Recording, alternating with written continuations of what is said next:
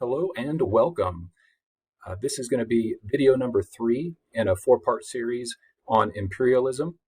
And in this video, the focus is going to be on some of the attitudes held by Europeans that helped fuel imperialism in Africa, and also talk about some of the technological advances that made imperialism in Africa possible. So hopefully you'll find this video helpful and informative, and get excited. There is about to be a costume change for the heart of this video. Hopefully you find it entertaining and informative. Here we go. So getting started with the video, I want to first talk a little bit about European attitudes. That's a big part of imperialism, was just the perspective that a lot of the European countries had that helped them to feel good or feel justified about taking over other groups of people. So when looking at attitudes, one of them that was very important was racism. Racism, if you look at the definition, is the belief that one race is either superior or inferior to another race. And so a big part of how this played out, especially with imperialism in Africa, is Europeans noted a variety of differences just between what their capabilities were and what the capabilities were of the people in Africa.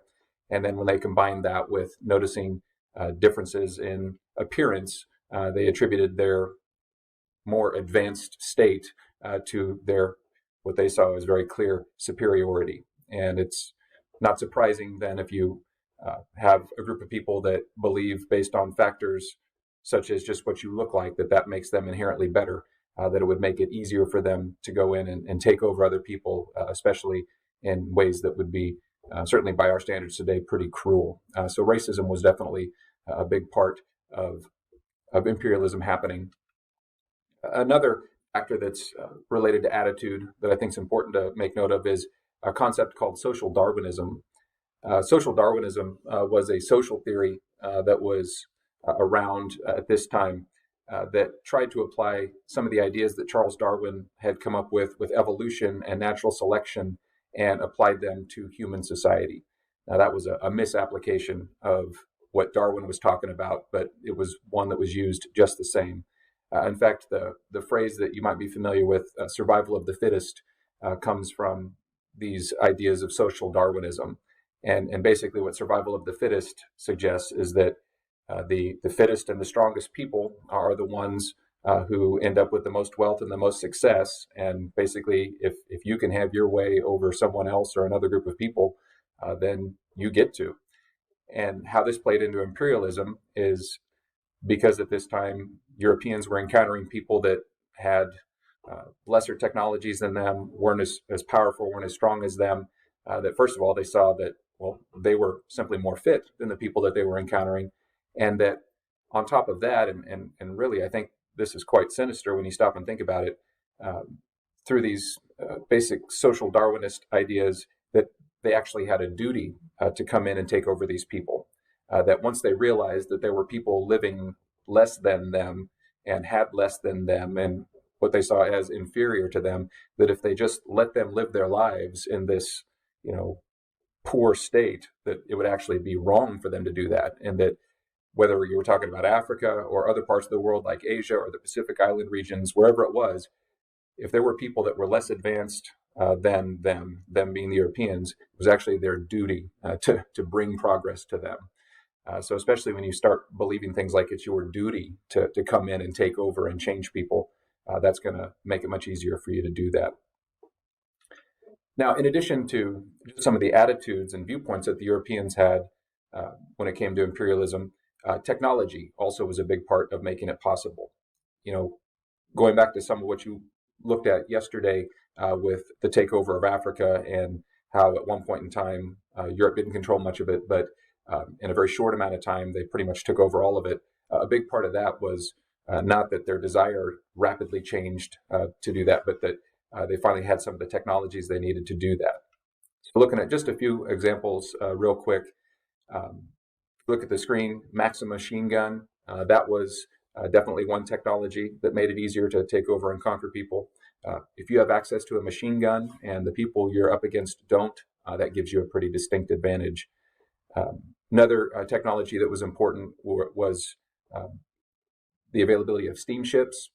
One of the obstacles to getting into the interior of Africa for a long time was just an inability to move upstream and get into the interior of Africa. Steamships overcame that obstacle.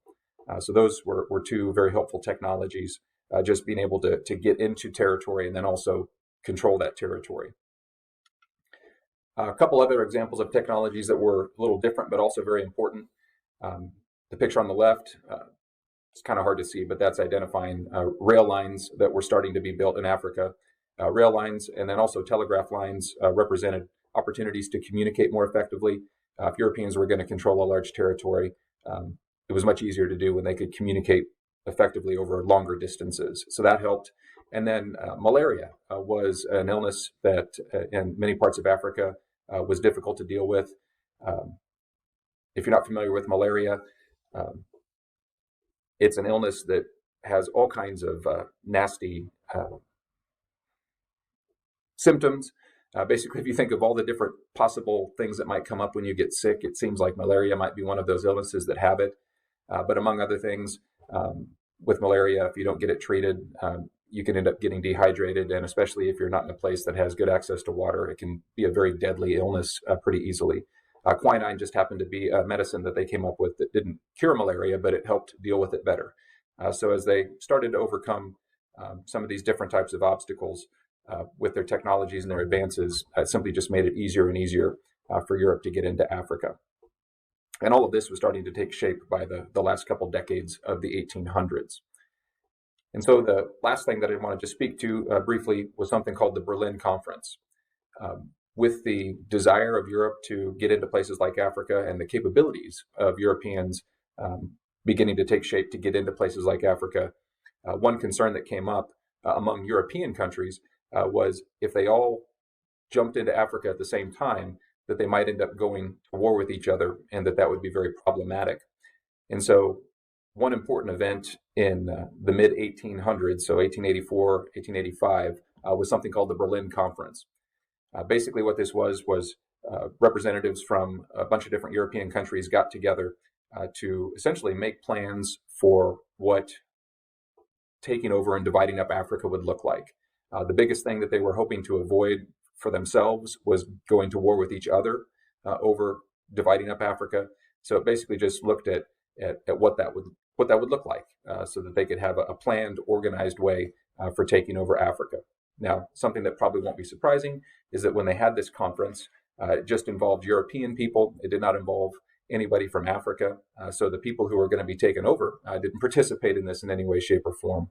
And once they had the plan set, then Europe basically jumped in and took over Africa. If you look at the map that's pictured on the screen, and you've seen a couple other maps in yesterday's presentation, if you look at what Africa was like around the 1880s and then look at it in the early 1900s, it basically went from being mostly independent and free from control from outsiders to being virtually controlled by everybody. If you can tell on the map, you can see two gray areas. One represents Liberia in the western part of Africa. The other, more on the eastern side, represents Ethiopia. By 1914, those were the only two places that hadn't been taken over by one European country or another. Otherwise, everything else was now in European hands. Now that's where I'm going to end the presentation information for this video.